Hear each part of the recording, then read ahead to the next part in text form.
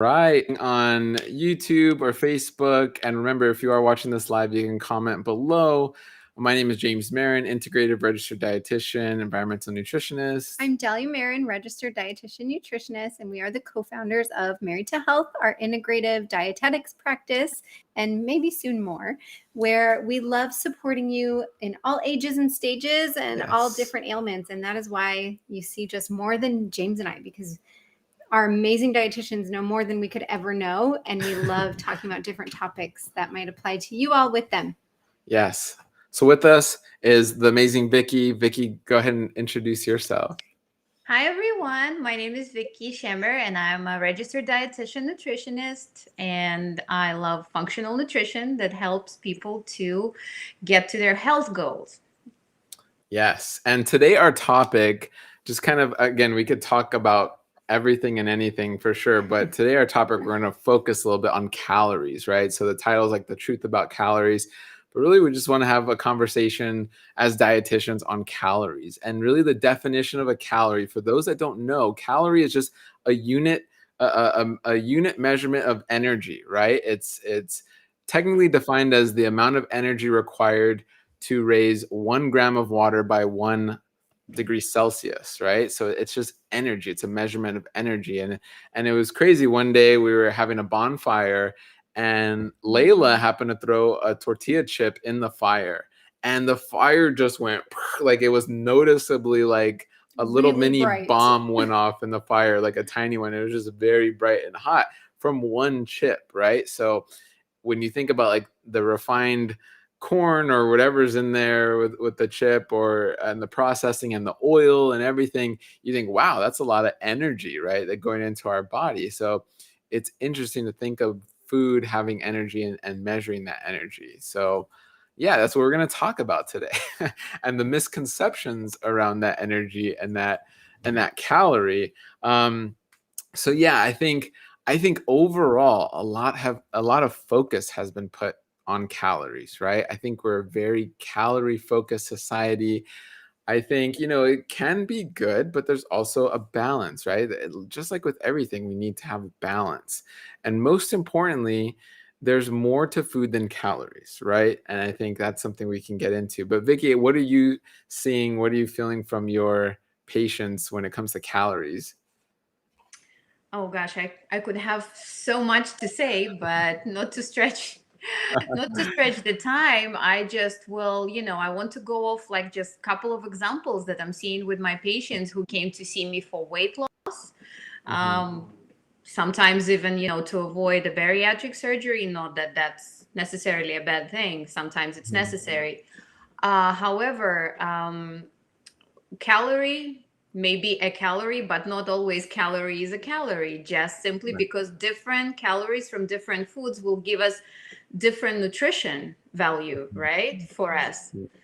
So if we have 10 calories from Coca-Cola, or if we have 10 calories from an apple, that makes a huge difference to me in terms of nutrition and what are we getting with those numbers, right? Right. And just if I will take one of my patients as an example, she came to me for weight loss, and we've changed some of her eating habits, and she was happy to do that. But never she felt hungry while she was losing weight, because we replaced foods that were not working for her health, but I would say against her health at that point. We replaced them with nutritious calories. And 40 pounds later, she told me at our last appointment, I was not hungry even for one day while I'm on this journey of weight loss. So to me, that was another confirmation of how nature supplies us with these amazing calories from plant-based foods, from seeds, from nuts, from vegetables. And we can still reach our weight goals or health goals, increase our energy. So that's what I love about my job. Yeah. And I love what you said. I mean, it speaks to that, like, yeah, 10 calories of Coca-Cola, 10 calories of an apple. There's much more to the story, right? And that's where kind of Dahlia and I can kind of come into this topic. We don't really specialize in like weight loss or metabolic issues, but from a gut perspective, that's where that apple is giving you way more than the Coca-Cola or the piece of cake or the cookie or the fast food, whatever it is, right? Wherever you're getting your calories. Just really quick, we had a friend share with us that she was at one point on a Tootsie Roll diet where she was eating Tootsie Rolls because they were lower calories. And I won't mention the name of the program she was on. Are you going to? A points program. You might be familiar with a program that encourages people to stick to a certain amount of points. Oh, Weight Watchers, I think. Yeah. Right. No, it's okay.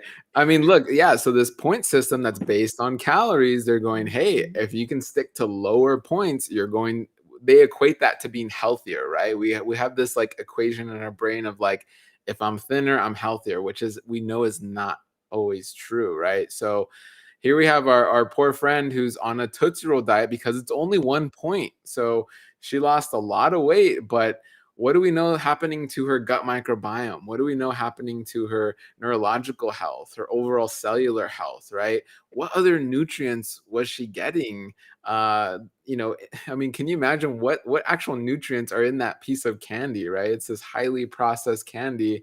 I don't think Tootsie Roll has any vitamin C or iron or anything like that. So great, she's on a low calorie diet, I guess, if you want to say that's great, but she's not getting that nutrition. She's not getting the sustenance her body needs. She's not supporting her microbiome with, let's say, an apple that's going to have those pectins and different fibers, phytonutrients, healthy sugars, even protein is in an apple, amino acids and things like that. That's going to facilitate her overall health. So there's so much more than just calories. Yes. And we hear this a lot of like, you can go on these different crazy diets, potato diets and Tootsie Roll diets and all of that. Like, sure, if you eat 700 calories of anything and you're on a very low calorie diet, you're going to lose weight, but will you be healthy?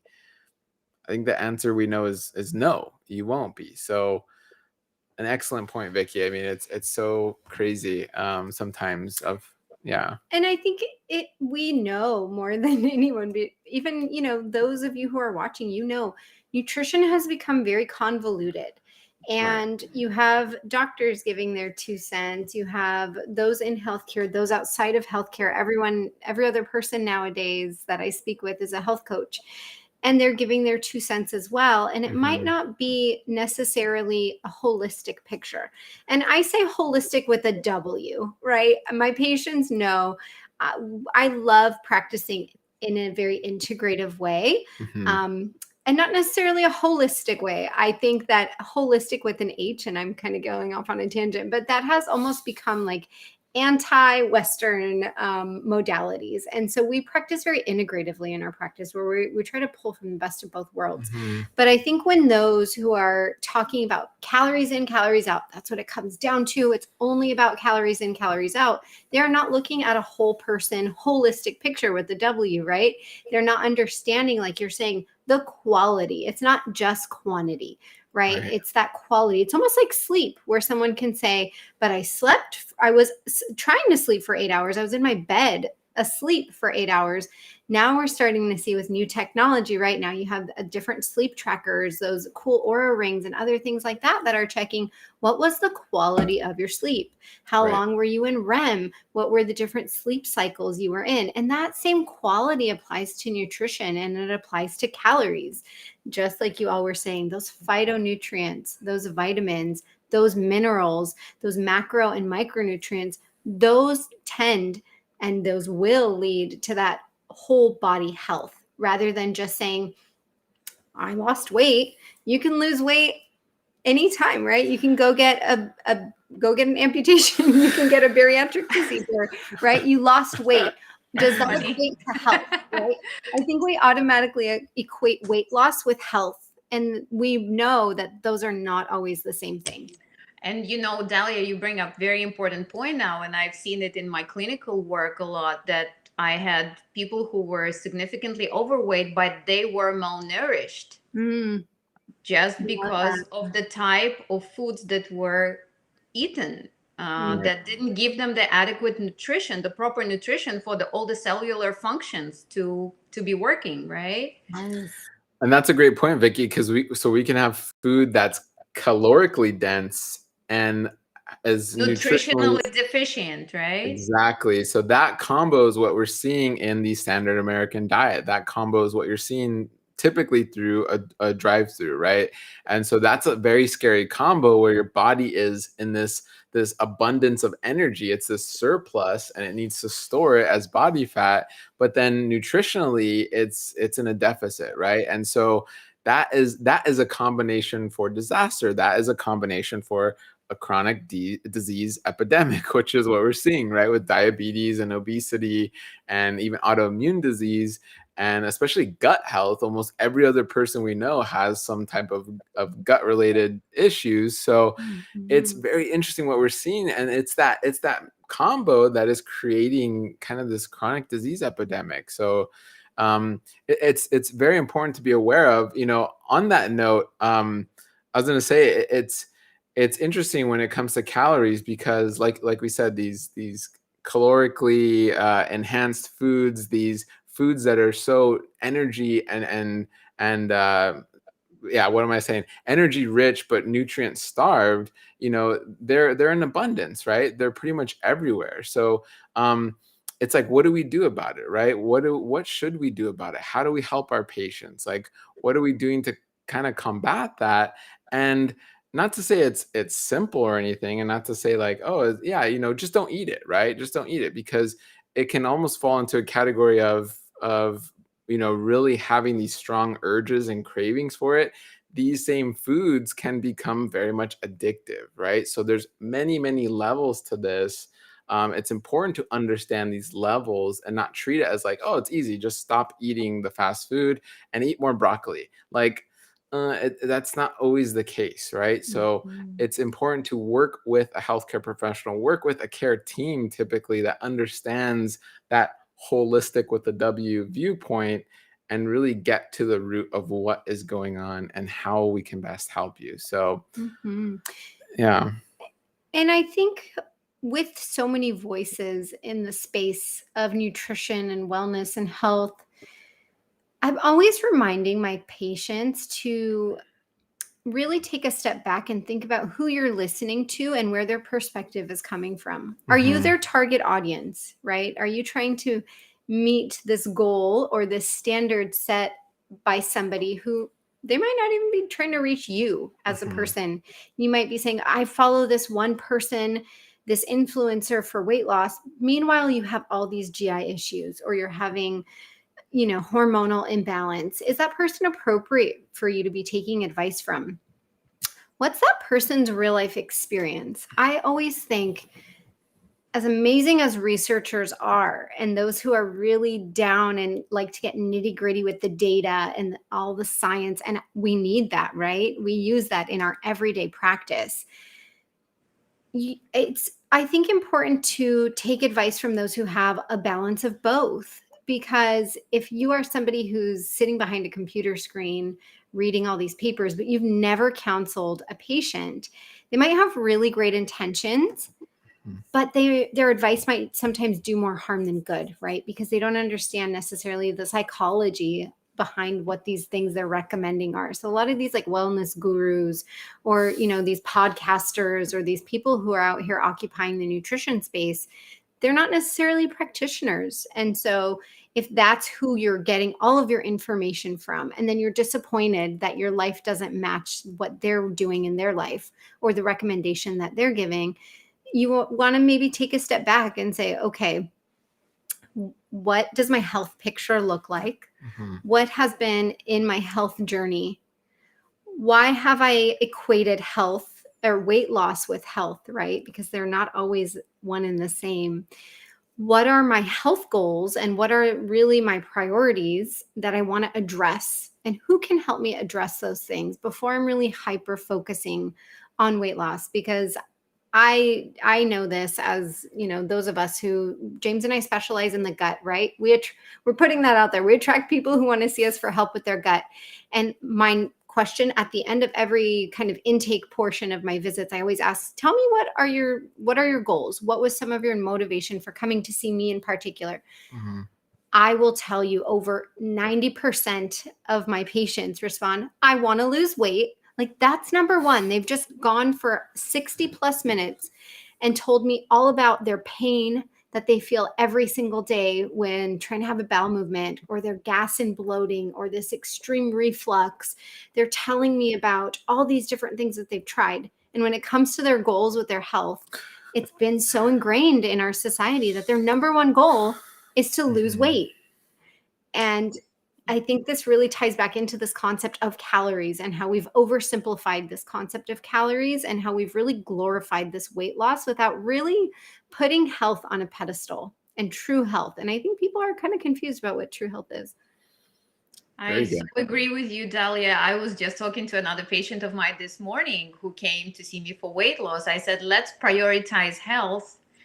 Let's reevaluate the whatever foods we're eating, and then the weight loss will come too once our body is functioning to its best ability, right? Right. So, yeah, definitely.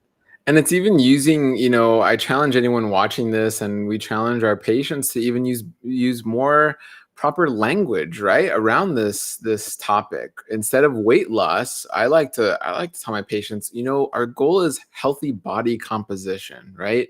The goal here is not just weight loss, because anybody out there, whether it's on Instagram, on YouTube, anyone out there can be like, look, I can help you lose 40 pounds.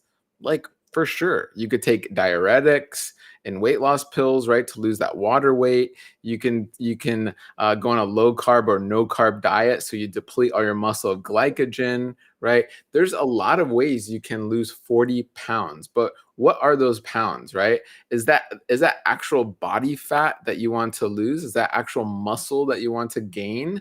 And so that's where healthy body composition is healthier language to use when we're talking about calories in context of like weight loss, right?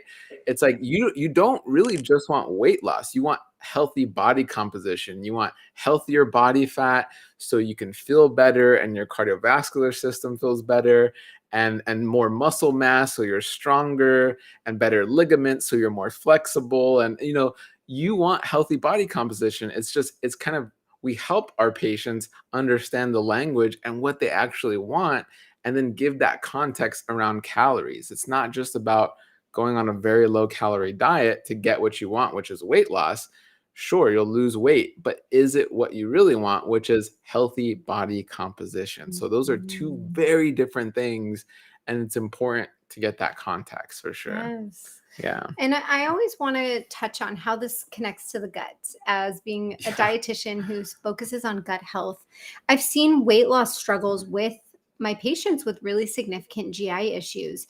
And we do see sometimes that there is this weight loss resistance. So if that is one of their goals, one of the things that we touch on is, how are you absorbing nutrients from this energy that's coming into your body, from these calories that are coming into the body?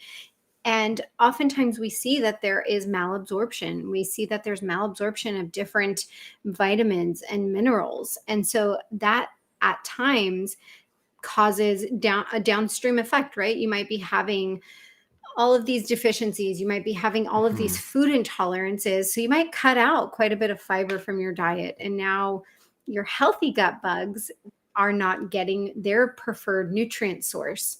And they're not able to put out as many short chain fatty acids, this kind of byproduct of their digestion. We know what the byproducts of our digestion are as people, right? Stool, urine, gas. But they also have their byproducts of digestion, short chain fatty acids. When they're not fed, they're not able to put out byproducts, right?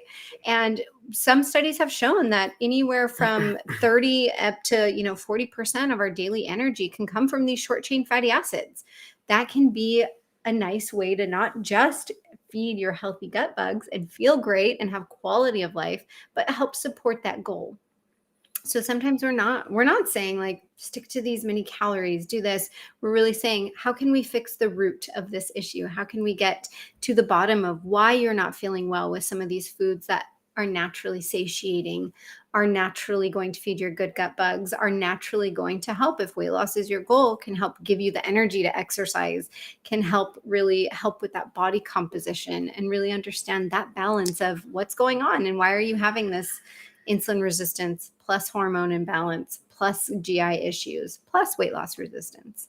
Totally. Absolutely. Yes, Dahlia. I mean, I wanted to bring it up as well that for each condition, we really need to have like a tailored based plan, right? Whether it's, I don't know, liver disease or diabetes or kidney disease, it all requires really good assessment by a professional who understands enough in that area, in that field, and then we'll talk about calories and everything else once we get to what really needs to be fixed. And probably always starting with the gut. I'm becoming a huge fan of starting with the gut as well. Yeah, I think we all are starting, or I know we have, but everyone in the practice is taking like a gut-centric approach, and I love it. I think it's so important. I know I always say this: it's the nexus of all health, right? We start at the gut and really get to the gut issues, right? So I love it. And then one thing I also with calories, and I don't know if this will be the last thing or we can keep going. Of course, we can talk for hours, but we probably won't. But with calories, it's also realizing that, look, nutrition facts are not the Bible, right? Nutrition facts can be inaccurate, and they usually are, roughly 10% inaccuracy. Up to 18%. They can be legally, the nutrition label can be off by 18%. So it could be 18% more calories, 18% less calories. Or protein. Or protein, fat, whatever it is. The list can go on and on, but with specificity to calories, it's 18% off. So it's knowing, wow, if you're not reaching your goals and I'm on this strict calorie diet and I'm really following, it could be off by 18% on top of that. So you're putting all this effort into calories when it's not always the best thing to look at and really hang your hat on in terms of the indicator, the metric to go by is not calories, in our opinion. So yeah, important to have that context. And I think people are almost trained to think in this way of calories. In our society, we've really always pushed it, right? What's the biggest number on the nutrition label? It's the calories. We're really enforcing high calorie foods versus low calorie foods. In the 90s, low fat was really big because fat contains more calories. So people got into this mindset shift of, if I just ate less fat and less calories, I would lose weight. And I've had so many patients come to me really feeling ashamed by whether it's other dietitians, other healthcare practitioners that they've seen, primary care, telling them, well, your problem is you're just overweight. You just need to lose weight. You just need to eat less and move more. And like we've seen, it's not always that simple when it comes down to calories and that caloric balance. So having that healthy relationship with food, you might be eating the perfect number of calories and doing the perfect amount of movement for you and doing everything perfectly, but you might not have great quality of health. So that's when you want to step back and say, by whose standards is this perfect for me? If I don't feel great and energetic and vibrant every day, by my standards, Dahlia, myself as a person, that's not perfect for me, right? If I'm not sleeping well, feeling well, digesting well, having great bowel health, that's not my definition of perfect. So we want to step back and kind of understand, where did these standards come from? Who are putting some of these thoughts in our minds? And why are we holding these calories up on such a high pedestal without really seeing if it's serving us and the quality of the calories that we're eating? Love it. Many of my young patients, they actually told me that social media influences them in such a non-serving for them way that it really messes up with how they see, how they perceive themselves, their bodies. So oh my gosh. That's a whole nother. That's a whole different topic, another rabbit hole. Yeah, no, but I love that. I mean, it's so interesting because I know I'm on Instagram and I'll be looking, and sometimes it's so crazy, the spectrum, right? Because you'll see these young kids like doing mukbangs of like hot dogs and burgers, or like they're eating all this high calorie junk food. And then in the same regard, Instagram is all about the influencer model and looking a certain way and being really fit. So it's like, wow, you're being tempted with all this food, and at the same time being shown like this is what beauty is and health is looking skinny with the six pack. And it's so interesting. And then Very polar. very polar. Yeah. So yeah, that's definitely society playing into this is huge and a big factor for sure. Yeah. So what are some takeaways that we want to leave our listeners with of how we feel about calories, how we hope they start thinking about calories? What would be, Vicky, your parting advice if you had to give a little crumb? And if somebody wants more and they want to take a bigger bite of whatever you're serving, they can follow up with you. But I'd love to hear your last little crumb. I'm going to start with myself, right? Because we say if we want to change the world, start with yourself. So we're emotional human beings, all of us. We have temptations everywhere. And I always, as a dietitian, I came to where I am because I had my own struggles with food, my own struggles with body image, with some health issues. So now I came to what works for me, and apparently it works for some of my patients. When something comes to our plate or is in front of us that is there before, either because of the social event or family event or I don't know, whatever there can be, or travel, and we have a choice and we're wondering, okay, what should I go for? I always ask myself, will this work for me or against me at this moment, right? And for the goals that I'm trying to reach. And even though if I make a choice in favor of, I don't know, what's the biggest offense for me? Oh gosh, hard to say. Let's say peanut chocolate buttercup, right? Chocolate peanut buttercup, for example. Yum. Then I always feel, okay, I'm going to have it now, but I'm going to balance it with the next meal. And my next meal will be working for me. Or if the peanut buttercup is the only choice there and I need some, I don't know, pick up when I'm in the airport or something. So that's my takeaway, working for me or not for me at the moment. And if I have a better option to go for. Yeah, I love that. And if I had to say, I mean, a parting piece of advice when it comes to calories is opting for whole foods. I mean, go for whole foods. If you're looking, again, you may be in those situations like Vicky was saying, I get it. It's not always going to be perfect, but if a majority of the times you can control, whether it's you're going to work the next day, or you're going to be home the next day, when you're going to go grocery shopping, opting for the legumes, right? The beans, peas, and lentils, opting for the fresh cabbage and broccoli and zucchini and even potatoes, right? Eating these whole food ingredients and utilizing these whole food ingredients, even going for frozen foods that are whole and not refined or highly processed. If you can incorporate that in any space, breakfast, lunch, and dinner, snacks, wonderful. That's going to help satiate you and just really kind of get you out of that calorie mindset. It's more of the whole food as opposed to the calories. So yeah, I don't know if you...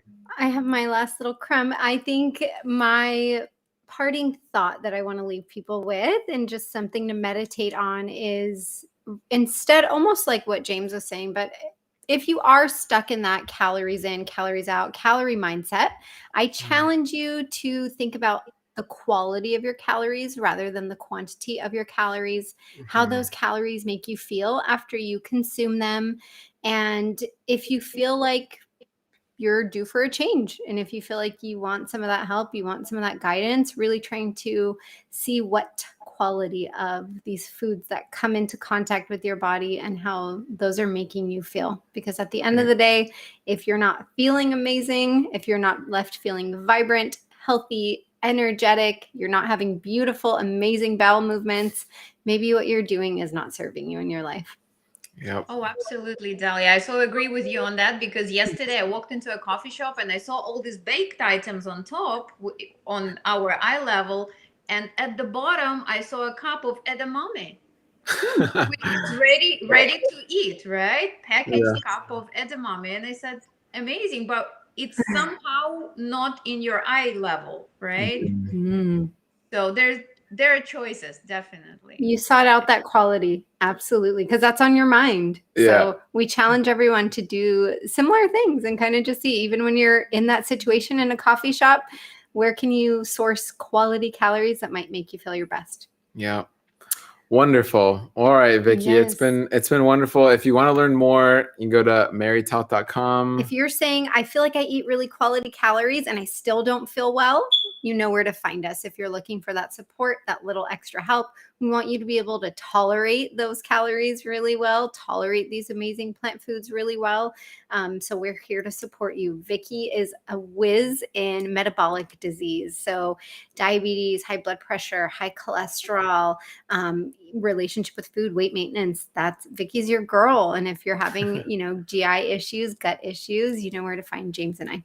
Cool. Wonderful, everybody. Have a wonderful Friday. Comment down below if you're watching this later on other topics you want us to discuss. We do these dietitian talks at least once a month. Find all of us at Married to Health, all of our dietitians, Vicky, Joseph, Karina, James, myself. We will all be here on YouTube, on our website, Married to Health, and you can find us all there. All right.